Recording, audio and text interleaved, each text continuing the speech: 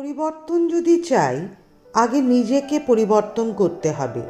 ব্যক্তি বদলালে সমাজও বদলাবে। অন্যায়ের প্রতিবাদে আমরা নির্ভীক হলে সমাজের পরিবর্তন আমাদেরই হাতে। সহিংসতার পথ সবসময় সঠিক সমাধান নয়।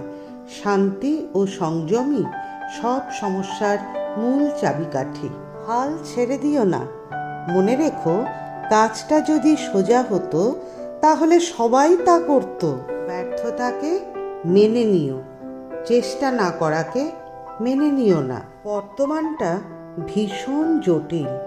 সম্পর্ক বন্দি কিবোর্ডে। স্ট্যাটাস দেখে বুঝতে হয় কে আছে কি মুডে। মানুষের চরিত্র হলো একটি দোকান, তার মুখ হচ্ছে তালা। তালা খুললেই বোঝা যাবে দোকানটি কেমন।